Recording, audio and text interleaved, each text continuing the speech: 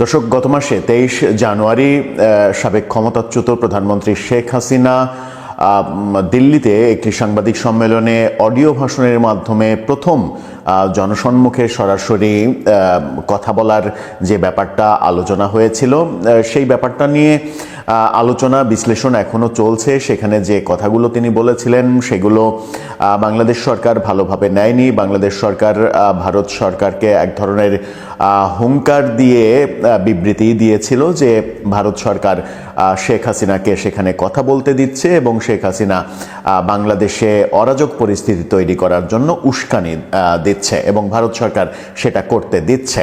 সেই ঘটনা পুরাতন হতে না হতেই এবার শেখ হাসিনা পুত্র সজীব ওয়াজেদ জয় ভারতেরই বাংলা অঞ্চল অর্থাৎ কলকাতায় একটি অনুষ্ঠানে প্রকাশ্যে আসছেন আজকে, এরকম একটি খবর চাঞ্চল্যের সৃষ্টি করেছে। বাংলাদেশের গণমাধ্যম মানবজমিন এই খবরটা নিশ্চিত করেছে। সরাসরি একটি অনুষ্ঠানে বক্তব্য রাখবেন এবং এটিই হবে জয়ের প্রথম জনসম্মুখে বক্তব্যের এই ব্যাপারটা বেশ আলোচিত হচ্ছে।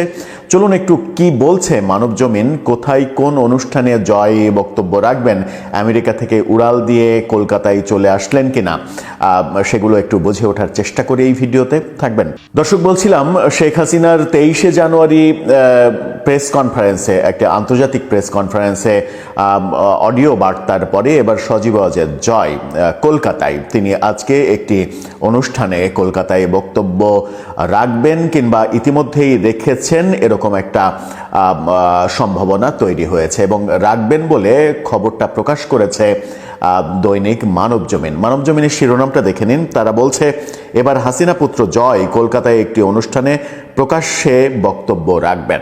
সন্ধ্যাতে এই অনুষ্ঠানটা হওয়ার কথা, আমরা যদি পরবর্তীতে জানতে পারি এর আপডেট, তখন এটা নিয়ে আবার আলোচনা করা যাবে। মানবজমিন কি বলছে? মানবজমিন বলছে, বাংলাদেশের বর্তমান রাজনৈতিক পরিস্থিতি ও ভবিষ্যৎ নিয়ে কলকাতায় অনুষ্ঠিতব্য একটি অনুষ্ঠানে ক্ষমতাচ্যুত সাবেক প্রধানমন্ত্রী শেখ হাসিনার ছেলে সজীব ওয়াজেদ জয় আজকে বক্তব্য রাখবেন বলে জানা গেছে। ভারতের বিভিন্ন রাজনৈতিক দলের প্রতিনিধি অর্থাৎ ভারতের রাজনীতিবিদরা থাকবেন, বুদ্ধিজীবী, সাহিত্যিক সহ বিশিষ্ট জনদের সামনে ভার্চুয়ালি তিনি বক্তব্য রাখবেন। অর্থাৎ সশরীরে কলকাতায় উড়াল দিয়ে এসে না, তিনি আমেরিকায় অবস্থান করে ভার্চুয়ালি সরাসরি, রেকর্ডকৃত না, সরাসরি তিনি বক্তব্য রাখবেন। অর্থাৎ উপস্থিত থাকবেন কিন্তু ভার্চুয়ালি পর্দাতে উপস্থিত থাকবেন, উপস্থিত থেকে সেই অনুষ্ঠানে তিনি বক্তব্য রাখবেন। মনে করা হচ্ছে বাংলাদেশের প্রেক্ষাপটে আঞ্চলিক রাজনীতি, গণতন্ত্র ও ভবিষ্যৎ দিক নির্দেশনা নিয়ে বক্তব্য রাখবেন তিনি। এর আগে দিল্লিতে একটি অনুষ্ঠানে প্রথম প্রকাশ্যে বাংলাদেশের সাবেক প্রধানমন্ত্রী শেখ হাসিনার রেকর্ডকৃত অডিও বক্তব্য শোনানো হয়েছিল। আজকের অনুষ্ঠানের আয়োজকদের সূত্র বলছে, সম্প্রতি প্রকাশিত বাংলাদেশ নিয়ে দীপ হালদার, জয়দীপ মজুমদার ও শহীদুল হাসান খোকনের ইনশাল্লাহ বাংলাদেশ বই নিয়ে আলোচনা অনুষ্ঠানে জয় অংশ নেবেন।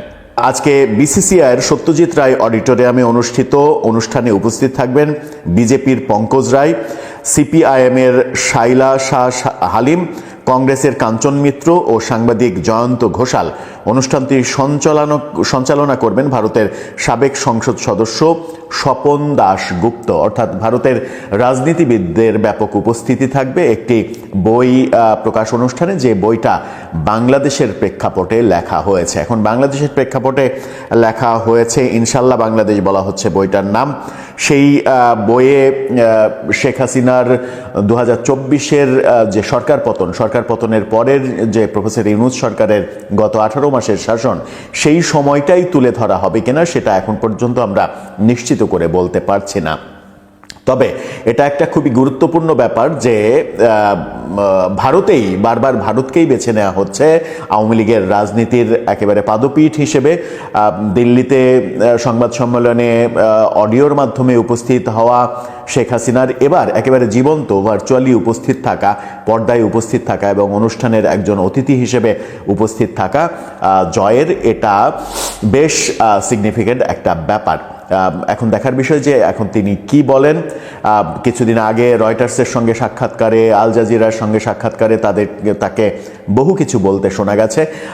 আল জাজিরার সঙ্গে সাক্ষাৎকারে তার মা শেখ হাসিনার রাজনৈতিক অবসরের কথা বলেছিলেন। রয়টার্সের সঙ্গে সাক্ষাৎকারে তিনি বর্তমান যে নির্বাচন সেই নির্বাচন প্রতিরোধ করার কথা বলেছিলেন। শেখ হাসিনাও 23 জানুয়ারি যে সাংবাদিক সম্মেলনে তার অডিও বার্তা প্রকাশ করা হয়েছিল সেখানেও এই নির্বাচনের বিপক্ষে অবস্থান নিয়েছিলেন, কিন্তু শেখ হাসিনা নির্বাচন প্রতিরোধের ডাক দিয়েছেন বলে মনে হয়নি। তবে এটা মনে হয়েছে যে নির্বাচনের প্রতি তার অনেক আক্রোশ, যে আক্রোশের পরিপ্রেক্ষিতে বাংলাদেশ সরকার থেকে বক্তব্য দেওয়া হয়েছিল যে শেখ হাসিনাকে ভারত তাদের দেশে বসিয়ে রেখে বাংলাদেশে অরাজকতা সৃষ্টি করছে। এখন সজীব ওয়াজেদ জয়ের আজকের বক্তব্য আবার নতুন করে সরকারের মনোযোগ কাড়ে কিনা। নির্বাচনের মাত্র যখন আর 9 দিন বাকি, 9 দিন পরে নির্বাচন, ঠিক তখন সজীব ওয়াজেদ জয়ের এই বক্তব্য আর অন্যদিকে চতুর্দিকে নানা কিছু ছড়িয়ে পড়া অনেক গুঞ্জন শোনা যাচ্ছে।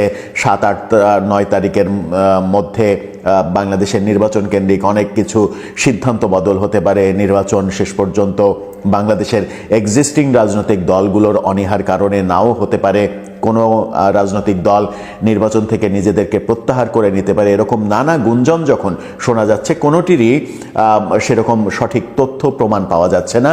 সেরকম মুহূর্তে জয়ের এই ভার্চুয়াল উপস্থিতি কলকাতায় সেটা একটা গুরুত্ববহ করেই বইকে। তারেক রহমান, জামায়াতে ইসলামীর আমির বা নাহিদ ইসলামের কথা যারা বলেছেন তাদের মধ্যেও কিন্তু ভীত আওয়ামী লীগ সমর্থকও আছেন, যারা বলতে পারছেন না যে আমি তো ভোটই দেব না বা কাকে দেব জানি না, কারণ আমি আওয়ামী লীগ সমর্থক। কিন্তু এর মধ্যেও 22.2% মানে প্রায় যে শতাংশ পরিমাণ জামায়াতের আমিরকে প্রধানমন্ত্রী মনে করছেন, সেই পরিমাণই মনে করছেন তারা জানেনই না কাকে তারা প্রধানমন্ত্রী দেখতে চান বা কে প্রধানমন্ত্রী হবেন। মানে তারা একেবারে এই নির্বাচন নিয়ে ভাবছেনই না। বাংলাদেশের নির্বাচন যতই ঘনিয়ে আসছে ততই এ বিষয়ে এক রকমের কৌতূহল, জল্পনা, আলাপ আলোচনা বাড়ছে যে আওয়ামী লীগের ভোটাররা কাকে ভোট দেবেন। নৌকার ভোটার যেহেতু প্রজন্মান্তরে নৌকাকেই ভোট দিয়েছে, এই অবস্থায় নৌকার ভোটার কাকে ভোট দেবে এবার? বিএনপিকে না জামায়াতকে? যে দুটো দল নাকি বছরের পর বছর, দশকের পর দশক একসঙ্গে রাজনীতি করেছে, নির্বাচনে দাঁড়িয়েছে, কিংবা এদের মধ্যে একটা দল জামায়াতে ইসলামী কখনো মানে সরকার গঠনের প্রতিদ্বন্দ্বী হয়ে ওঠেনি, তখন নৌকার ভোটই যে নির্ধারণ করবে শেষ পর্যন্ত শিকে কার ভাগ্যে ছিড়বে, মানে বিএনপি না জামায়াতে ইসলামী কে এগিয়ে থাকবে, সেটা যেমন নির্বাচনী মাঠে লড়াই করছেন যারা তারা বোঝেন, তেমনি বোঝেন দেশি বিদেশি আন্তর্জাতিক পর্যবেক্ষক, রাজনৈতিক বিশ্লেষক।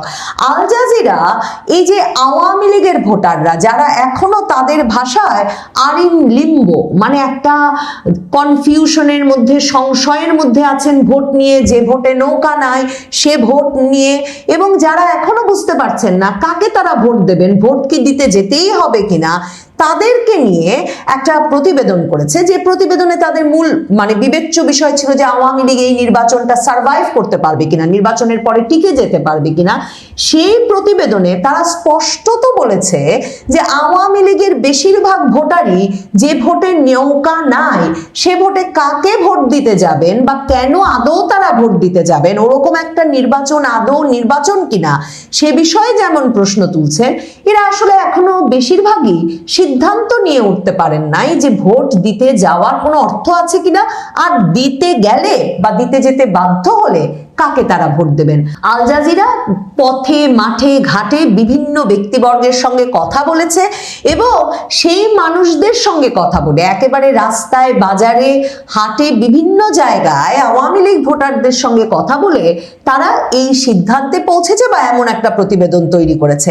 আল জাজিরা তাদের প্রতিবেদনটা শুরুই করেছে মাঝি রিপন মৃধাকে দিয়ে। মাঝি রিপন মৃধা ভোরবেলায় পদ্মা নদীতে সারা রাত মাছ ধরার পর পা ধুয়ে নিচ্ছিলেন এবং প্রতিবেদক বলছেন যে তখন তিনি তার চারপাশে আশপাশের বাজারের দোকানের দেয়াল শাটারের দিকে তাকাচ্ছিলেন। কিছুদিন আগেও এসব দেয়ালে শাটারে বাংলাদেশের রাজবাড়ী জেলার ওই এলাকা জুড়ে সাবেক প্রধানমন্ত্রী শেখ হাসিনার দল আওয়ামী লীগের স্থানীয় নেতাদের মুখ সম্বলিত বড় বড় পোস্টার ও ব্যানারে ভরা ছিল। এখন সেগুলোর কোনো চিহ্ন নেই।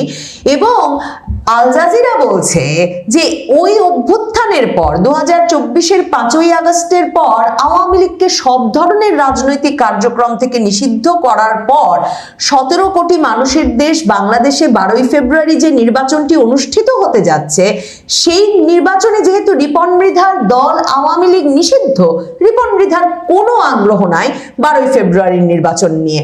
আল জাজিরা স্পষ্টত বলছে যে আজীবন আওয়ামী লীগে ভোট দেওয়া রিপন মৃধা বলছেন দল নিষিদ্ধ হয় নির্বাচন নিয়ে তার কোনো আগ্রহ নেই, তিনি ভোট দিতে যেতে পারেন, কিন্তু কাকে ভোট দেবেন সে বিষয়ে দ্বিধায় আছেন, কারণ ব্যালটে আওয়ামী লীগের নৌকা প্রতীক নেই।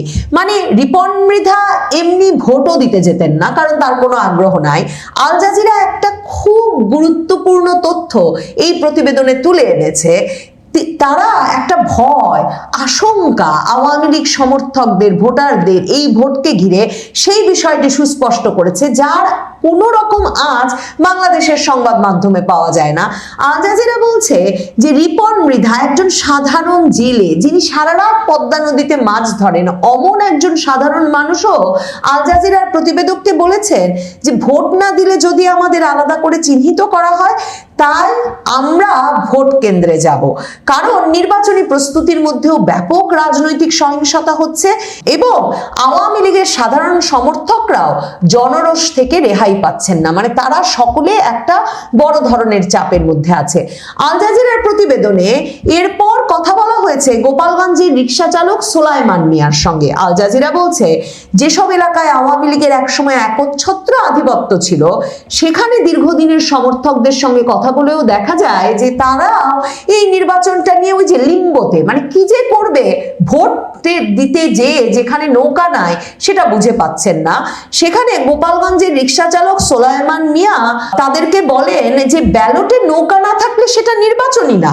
তিনি বলেন এমন মত গোপালগঞ্জের বহু মানুষের, তো গোপালগঞ্জ আওয়ামী লীগের ঘাঁটি, সেখানে এমনটা হবে সেই হয়তো স্বাভাবিক। এবং আল জাজিরা বলছেন অনেকেই তাদেরকে বলেছেন যে তারা ভোট কেন্দ্রে যাবেন, আবার কেউ কেউ বলেছেন তারা ভোটই দেবেন না।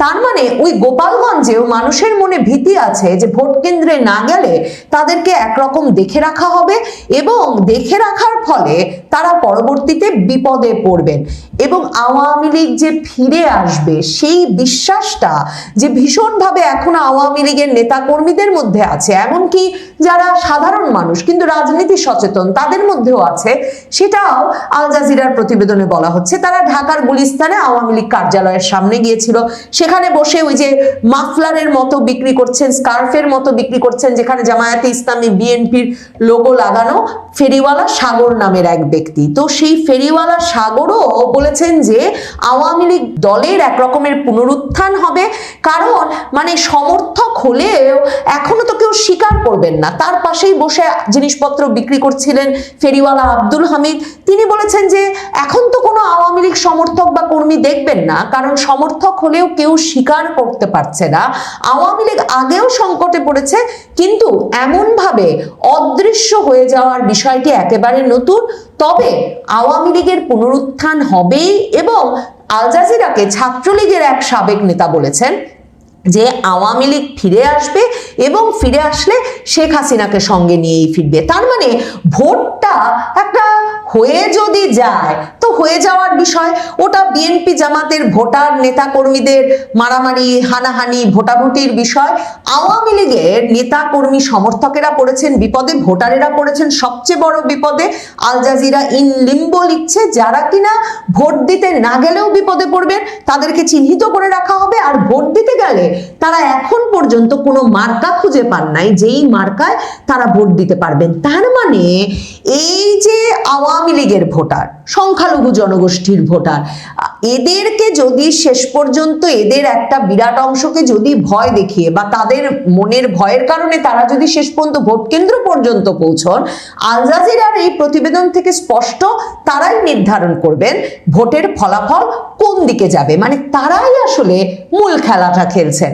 আল জাজিরা এখানে এটাও উল্লেখ করছে যে মার্কিন গবেষণা প্রতিষ্ঠান ইন্টারন্যাশনাল রিপাবলিকান ইনস্টিটিউটের এক জরিপে দেখা গেছে আওয়ামী লীগের এখনো প্রায় 11% সমর্থন আছে। তো সেখানেও ভাবেন, যেখানে এই ভীতি এমনকি পদ্মা নদীর মাঝি রিপন মৃধার মনে আছে, রিক্সা চালক সোলাইমান মিয়ার মনে আছে যে ভোট দিতে না গেলেও তাকে আওয়ামী লীগ সমর্থক বলে লোকে চিনে রেখে দেবে এবং তার পরিবার এবং তিনি বিপদে পড়বেন, সেখানে এখনো যে জরিপে 11% সমর্থকের কথা বলছে মার্কিন প্রতিষ্ঠান ইন্টারন্যাশনাল রিপাবলিক ইনস্টিটিউট, সেটা উল্লেখ করেছে আল জাজিরা এবং সেটা যে তাৎপর্যপূর্ণ সেটাও তারা এই প্রতিবেদনে তুলে ধরেছে।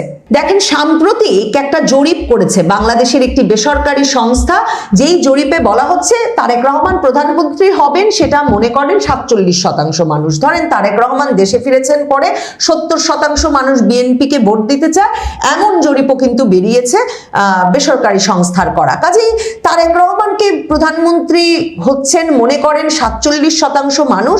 বেসরকারি সংস্থার এই জরিপের ফলাফলে হয়তো তেমন বিস্মিত হওয়ার কিছু নেই, কিন্তু বিস্মিত হওয়ার বিষয়টি হচ্ছে, লক্ষ্য করবার বিষয় হচ্ছে, যখন 47.6% উত্তরদাতা ইনোভেশন কনসাল্টিং এর এই জরিপের প্রশ্নের উত্তরে বলেছেন যে বাংলাদেশের ভবিষ্যৎ প্রধানমন্ত্রী হবেন তারেক রহমান, 22.5% বলেছেন জামায়াতে ইসলামীর আমির ডাক্তার শফিকুর রহমান, 2.5%-এর বেশি বলেছেন নাহিদ ইসলাম, তখন 22.2% উত্তরদাতা বলেছেন ভবিষ্যতের প্রধানমন্ত্রী কে তা তারা বলতে পারছেন না।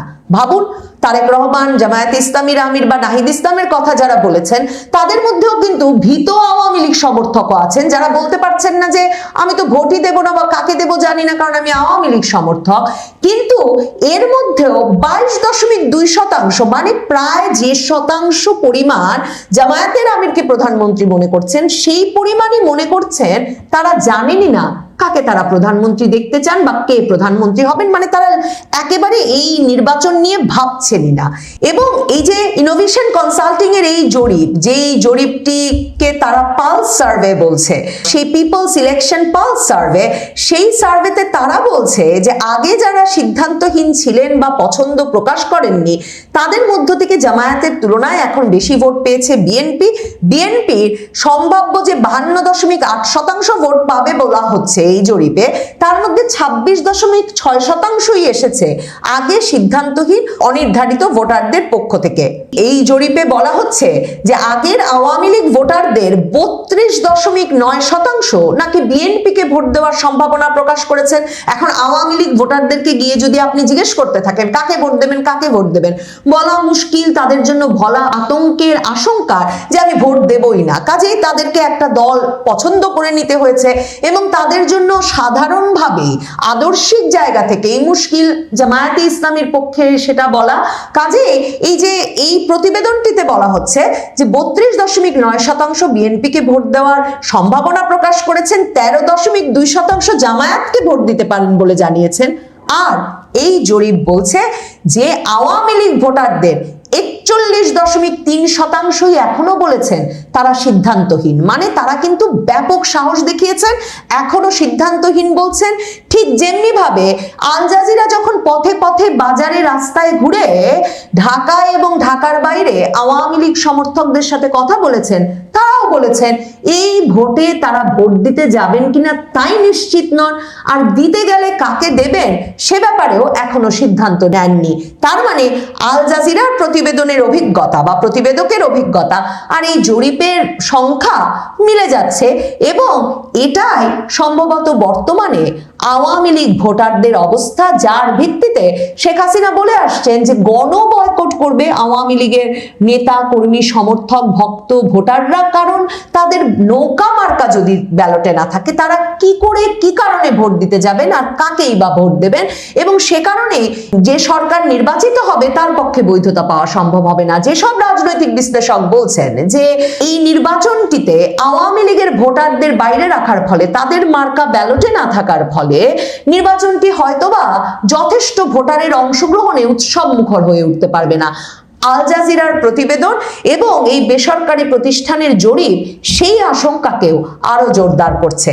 আল জাজিরার প্রতিবেদনে মার্কিন যুক্তরাষ্ট্রের প্রভাবশালী গবেষক রিপাবলিকান পার্টির অত্যন্ত ঘনিষ্ঠ মাইকেল কুগলম্যান যেমন বলেছেন যে আওয়ামী লীগ হয়তো এখন খুব খারাপ অবস্থায় আছে, কিন্তু এই 2 বছর আগেও বিএনপিকে যেমন ছত্রভঙ্গ মনে হচ্ছিল, কিন্তু এখন তারাই ক্ষমতায় ফেরার প্রধান দাবিদার হয়ে উঠেছে।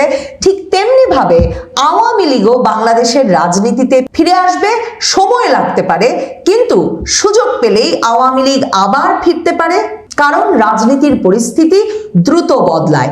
ঠিক তেমনি ভাবে রাজবাড়ির মাঝি রিপন মৃধাও প্রতিবেদককে মনে করিয়েছেন, আল জাজিরার প্রতিবেদককে মনে করিয়েছেন যে রিপন মৃধা তার বাবার কাছেও আওয়ামী লীগের এমন দুর্দশার কথা শুনেছিলেন। তিনিও শুনেছিলেন যে বঙ্গবন্ধু হত্যার পরেও আওয়ামী লীগ এমন দুর্দশার মধ্য দিয়েই গেছে। কাজে আল জাজিরা বলছে আওয়ামী লীগ ভোটাররা একরকম দিশেহারা অবস্থায় আছে বটে, যেই দিশেহারা অবস্থার প্রমাণ বাংলাদেশের সেই বেসরকারি জরিপেও পাওয়া যায়, কিন্তু এই দিশেহারা ভোটই হয়তো শেষ পর্যন্ত বাংলাদেশে 12ই ফেব্রুয়ারির নির্বাচনের ভবিষ্যৎ নির্ধারণ করবে। আওয়ামী লীগের ভোটাররা যদি সত্যি বড় অংশে ভোট দিতে না যান, তাহলে যেমন এই ভোট কিছুতেই বৈধতা পাবে না ভোটার অনাগ্রহের কারণে, ঠিক তেমনি ভাবে যদি আওয়ামী লীগের ভোটাররা বড় অংশে আতঙ্কে উদ্বেগের কারণে হোক বা ভয়ভীতিতে হোক কিংবা মন পরিবর্তনের কারণে হোক ভোট দিতে যান, তাহলেও তারা কাকে ভোট দেবেন তাই নির্ধারণ করবে বাংলাদেশের আগামী রাজনীতি কোন পথে যাবে।